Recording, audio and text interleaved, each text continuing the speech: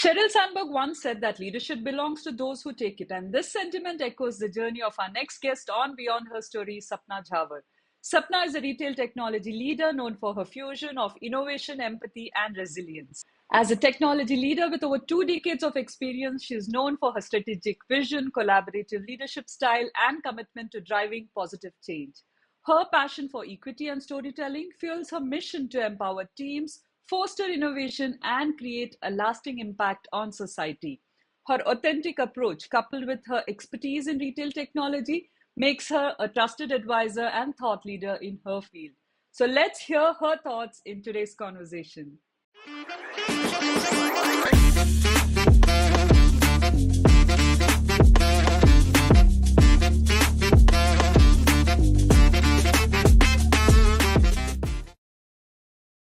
Welcome, Sapna, to Beyond Her Story. It's such a pleasure to have you here. Thank you, Sneha. I'm more than happy to be here. I'm very humbled to be called, actually. Yeah. I think we'll start with the conversation right away because you have such an interesting journey. You have nearly 2 decades of experience in techno-managerial roles, which I find it very few people have that kind of experience. So, being a woman, how has that experience been? Maybe a few key highlights if you can share along the journey that you've had. So, give you a little background on myself, right? So, I'm a Marwadi girl and completely surrounded by all the business people, right? So, it was a journey on its own. So my mother was in Wales when she was fighting for my engineering admission, and she was the only one who went ahead and got my admission done. So, I've been brought up with a very strong background. My mother is a very strong lady, and she always had said me that no matter what, you have to earn and you have to be financially independent. Your hand should be always be up and never be below. And that made such a big difference that I had that zeal that I have to achieve something in my life. So when I chose engineering, the life changed. It gave you the inquisitiveness what we have. It gave curiosity, it developed enthusiasm, and it was a whole new world of problem solving, right? But when we started working, it was every day was a new learning. Every day it was awesome to go to office and awesome to solve the problems. But then when then there was a full stop because the problem was solved. Yeah. Now what to do? So I had to find a new problem, and then I actually saw my manager do something which was very, very impactful for me. So once in one of my companies, there was a fire incident which happened in a data center, and we were working out of India, and our clients, there were 400 plus clients, the business had stopped. And then as a company, we were so customer obsessed that we worked continuously straight for 46 hours. We were all in the office with our bed written there, and we were doing all of this. And during this entire time, though my manager was not hands-on, he was there, he was available, and he was serving teas. He didn't have to do it, but then he wanted to make sure that he felt like he's part of team and help any which ways he can. And that changed because there were so many problems without coming in front. He was still solving it. So human is an interesting case story, right? So management is a very interesting case story as well, because when you deal with technical problems, yes, that's a different kick in it. But when you deal with problems and that satisfaction of being able to make somebody emotionally and mentally happy, serve the people in the right way, that gives you a different high. And that is when I started my transition into management. But I was still trying to find my space, still trying to find my value, and I happened to come across the interview by Indira Nooyi, and she had I don't remember the entire interview, but I remember 3 key highlights of that which impacted me, and this was somewhere around late 2010s time frame. So what she had mentioned is that she was able to introduce gender parity by giving both maternity and paternity leave being same. So just because she was a woman of influence, she was able to advocate something which I think generations are trying to do, to share the labor of parenthood, right? Between the male and female both. So, and that one thing. Second thing was how she could influence the food habits of the people and make the coming generations healthy. That was so powerful and so insightful that if you become a person of influence, how you can change the world, how you can make impact the world, right? When I was doing a deep dive thinking, what I believed was that if you are into management, you can not only change the journey of the person who is working with you, but you can change the journey of the people, their families as well, and coming generations as well. So this insight is so powerful, and that is why my love to become a techno-managerial person became very high, because I keep to keep the world happy, and I'm able to solve, and I'm able to do this as well. Yeah, I think that's a wonderful, backdrop that you have to your story. Though everybody's journey is different. For me, it was like I was completely into technical, and I somehow felt people management was not my forte. So that's why I stayed in the technical part of it. But having said that, now being a woman and going into managerial roles, and I think you had sights on leadership roles as well, right? Because that's how you progress. So, how has your experience been in terms of like what we call gender equality in companies and things like that, which a lot of companies talk about? Yes. But in the true sense, how has that experience been for you? Did you find it as easy and comfortable as anybody who wanted to jump in the leadership? I think my initial transition was definitely smooth. I was very lucky to get supportive people around me, right? But I think during after the transition, when I had my foot stepped in, trying to fight, it was a male's world, and it's not their fault. I mean, these are the first. I mean, talking about the patriarchal society of India, right? They haven't seen their mothers go out. Their sisters their sisters might have started going out. There were few whose wives were also working, so those were a little more understanding. And there were few things, and it is not their fault. It has to do with their kind of societal and conditioning we have. So there were moments where I had to be more articulate and more assertive about being who I was and why I was there. And then it went fine. It just takes some knock at the door to tell people, and then it settles in. Yeah. But I think it is both ways. Like you rightly said, it's not just the men. I think women also have certain limitations. Yes. So, what are your thoughts about it? Like, what is it because of which women hesitate to take leadership roles? And what is that as per your experience? So I actually when I was going through my mentorship, right? So there were a few things which became my blind spots, and those were a very intimate conversation I had with my my then mentor, and then she told Sapna it's okay to wear pants, and I didn't understand. It was a figure of speech, right? And I said, I am wearing pants. And then she started laughing. Like, you need to learn idioms. I was like, okay, I'll do that. But then she explained to me that, sometimes decision making is critical. As women, we are always asked to validate things across. And if we don't validate, it is not taken very positively. So that was something where I had to, overcome my own self-limiting belief that I'm good enough. I can make things work. Owning things and being confident in my own decisions was something which I learned from my mentor. So but I think that is where there is a lot of lack in women, right? Like a lot of women hesitate, like I said before, hesitate to put their hand up and go for that promotion, ask for a raise and all that. Yes. Yeah. So it's time to change, and like you said, wear the pants. Yeah. So interestingly, the thought which actually comes a lot. So there was a session which I attended that was called Audacity to be Me. Okay. So it was all directed about how women are not, like, if there is a job requirement, they look at all the 10 skills which are listed, and only if they match the 10 skills, then they go for it. Whereas men will go only for 2 or 3 skills, and they can knock it out of the world. And it is to do more with the conditioning, right? And luckily now organizations are putting in effort, and mentors are putting in effort, the sponsors are putting in effort to come out of that self-limiting belief that you apply. Worst case, what will happen? You will not go through. It's okay. At least that will be a learning experience for you. So Sapna, I think you mentioned that you had an intimate conversation with your mentor. So if you can throw a light on, if you're comfortable speaking about it. Now, I think the training what as a leader we do get is to accept your vulnerability, right? And that it took me a lot of time to be able to go back and go out and speak about intimate conversation I'm referring to. So I actually, as a child, lost a sibling, and at a very young age I lost my father, and then after marriage I lost my child. And I lost a couple of pregnancies. So it took me, and it took me a lot of time to internalize, to process, And then society sometimes doesn't help you, right? Though their intention is right, they end up saying it's okay, it's all for good, nothing will happen, you are at least getting pregnant, blah blah blah. It doesn't help. Yeah. It doesn't help at all.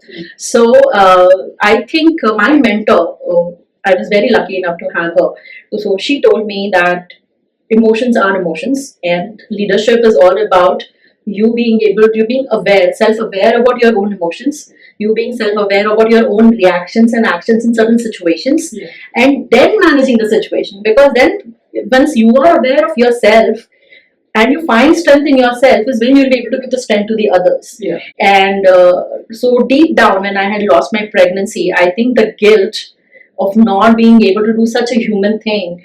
Every person gets pregnant, every person delivers. So why? What's wrong with me? I'm not good enough. That I'm not good enough settled in me, right? And when I was having this conversation with her, and she told it has nothing to do with it, right? When she came back and she spoke about facts, and we won't get into details of that. I think she pushed me to have to go somewhere very deep down inside me and come out and find out what exactly do I stand for.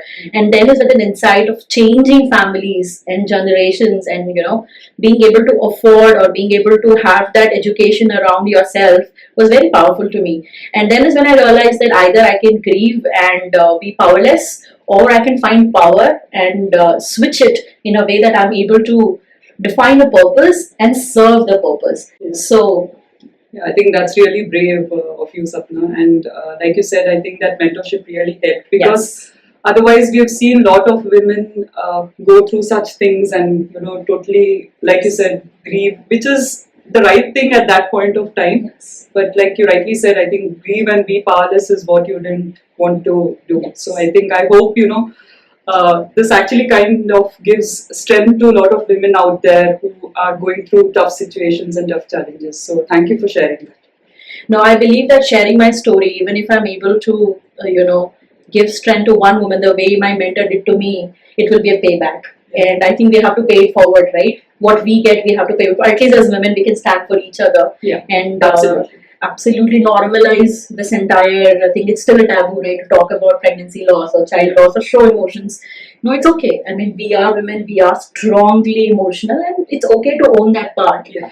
And be vulnerable about it. But you should know where to do what, and that will only come if you find strength in yourself. And believe me, Sneha, women are much more stronger when it comes to grieving, or when it comes to coming out of things, because God has made them to be more of a nurturer and a caregiver as well, right? So they are very assertive if they own themselves. So Sapna, in your 2 decades of experience, you have gone through a lot of transition and roles. Yes. Maybe you started off as a software engineer and then you moved on to leaderships, and like you mentioned, techno-managerial roles.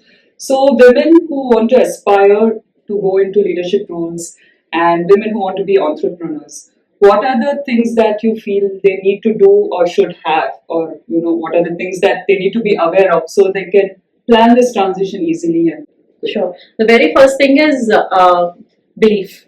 Okay. We need to believe in ourselves, because there will be a lot of testing times, and at the time there will be moments where you will be like, why the hell am I doing this, right?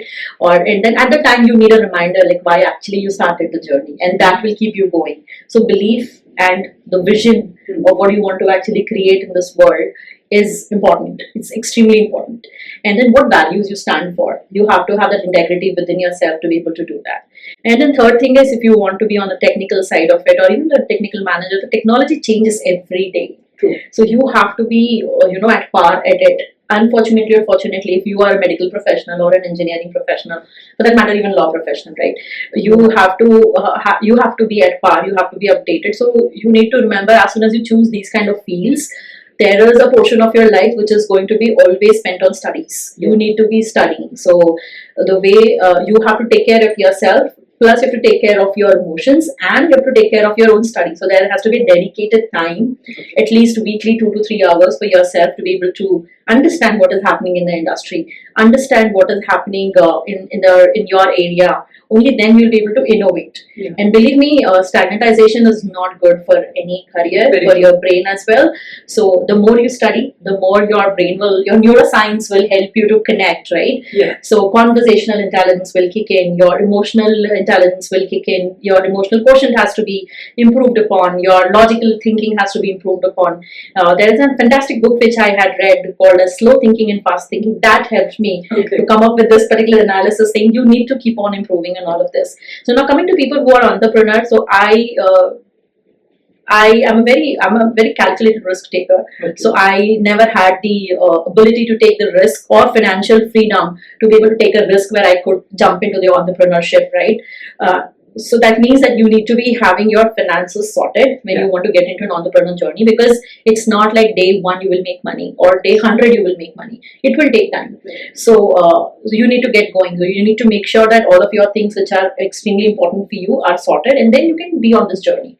So now the reason I'm telling is because I have a family who are majorly into business, right? So and there was an interesting story I'm going to share with you. Is like I used to ask my grandmom like why we buy ration for the entire year and why do we have to buy all these things like in bulk and all of that. And she said she is the one who told me this inside, saying, see, what does a man or a human need to survive? Food, clothes, and shelter. If these three are sorted off, you are having the wings to fly, and then you can take your risk in the business. Sure. And that remained with me, and that is why I think other than me, my entire family, all my siblings are into entrepreneurial journey. So that is what I've seen in them as well. So that helps. So now coming back to people who want to transition from their technical role to leadership role is nobody's going to come and offer you on a plate. Yeah. You have to go knock doors. You have to be very, very articulate. You have to be very assertive about what you want. Network. I think this is where women, want to stay in their own peace Groups. and groups and, groups. yeah. So my mentor actually gave me a very interesting activity for almost 1 month. She's like, you should have lunch on different table every day, and then you have to come back and give me 15 people and what exactly their likes and dislikes. And I was doing it as just an activity, but what I didn't realize is I did end up building a network, and few of them are very close friends of mine. They're like 4 a.m. friends. When there's a problem and I do not know what to do, I've hit a roadblock, you can call them up. So having that inner circle plus an external circle is extremely important for you, because as and when you go up your journey, it is a highly competitive world, right? It becomes a little lonely. So you need to have your circle where you can go back and talk and build that network for net worth. Yeah, your network is your network, which Yes. I keep saying, Yeah. and I think which even you believe. This I've stolen from you. Yeah. So I think that really makes sense. But women have additional responsibilities. One is, of course, work, study, and they have responsibilities of family and many other such things. So, is there anything or any way that you think that they can still get into these kind of roles, Yes. and manage those things as well? Yes. So there is a very interesting topic which as a leader we are taught or we learn, that is negotiation. And believe me, negotiation works in family as well. Okay. So when I was, my in-laws had come, and my mother-in-law and father-in-law and wife are the most modernized people I've ever seen. My mother-in-law wears pants and drives car, and she's very fashionable and stuff like that. But there are times when there are certain conditions which kick in, and then they will say, okay, you're going, but you will have to do all the shopping and everything else. And then you have to sit and negotiate with them. Okay, either I can do this or you can do this. Now, these are the pros and these are the cons. Very professional way of approaching it. So this works. So this is what I've seen with my mom also. So my mom used to do business, and then we used to always cry for her attention. And then my mom used to say, I will give you all the attention, but that additional doll which you wanted, that additional toy which you wanted will only come if I go there and do this. If you want the toy, then you will have to let me go. If you don't want to try, I'm happy to be here. So I learned this early on, and being a Marwadi, negotiation is in our blood. No, but then what I'm trying to really say is that negotiation really helps. Be it your spouse, be it your partner, be it your family, be it your kids, be it your colleagues, be it your friends. You have to be clear about what you want. It shouldn't be like you shouldn't be overstepping. You have to set your boundaries, and you have to be very clear about your boundaries, as well as negotiate with them, and any situations can be solved. This is what I actually keep telling in a lot of the She Knows episodes that we have also, that communicate, communicate, communicate. Because there are a lot of times we assume things and, don't even ask for help. Yes. Thinking, oh no, they will not help us or they will not take it in the right way and things like that. So I think that's really a very valid point, and you call it negotiation, I call it communicate. That's the only Same difference. thing, Yeah. I think, Sapna, this has been an interesting conversation, and since I've been in this field also, I'm able to relate to a lot of things that you're sharing. And you said you have 20 years of experience and you've gone through a lot of roles. So, what are your plans for the future? I'm very excited. So, I think I seriously feel that I've just passed out of my college and this is a new thing which I'm doing. So when people say 2 decades of experience, it hits me. But it's in a good way, because I'm very, very grateful of the experiences, everything I have had, the maturity I've been able to build is because of that. But I believe I'm still on step 1. I still have 10 more steps to go. So ultimately, I want to be able to, contribute, gather all my experience and contribute to make an organization go from 100 crore to 10,000 crore. I want to be part of that growth journey with them. I want to make sure that that benefit actually not only goes to every human on the earth which is related to that particular organization, be it the associates or the employees or the owners or the customer. Everybody should get benefited. So I'm definitely very hopeful of that particular part, that I'm able to crack the journey and be able to do that dream of mine and go back and give back as much as possible. Amazing, and I'm very sure you can and you will, because you have a lot of positive things within you and it shines through. So all the best, and thank you so much. Wonderful conversation. Yes, and amazing. I think people, working women specifically, should watch this episode and try and understand that, like you said, negotiate, communicate, and find yourself internally. What is it that you want to do? And few of the tips that you've given, I think they're amazing. Thank you. Thank you so much. I think I also write on my LinkedIn about all my experiences and journeys. Okay. So, and your podcast is definitely helpful in terms of all of the stories which you have been able to brought to the daylight. Yeah. I think combination of that would be any women, even if you're able to turn one person out that of is the it. intention. Yeah, the intention is served then. Yeah. We are able to give back to society. Yeah, so what we can do is we'll leave your LinkedIn link in the description, and if people want to reach out to you and maybe, have your mentorship. Oh yeah, welcome to do that. I'm very happy to mentor. I do mentor a lot of people actually, because it's very close to my heart, because mentorship changed me and the sponsorship changed me, and I would want to do that for the others as well. Yeah, so we'll leave the link in the description for people to get in touch with you. Sure. Thank you so much, Sneha. This was a wonderful conversation. Same and kudos to you that you're bringing so many stories to light. Thank you so much.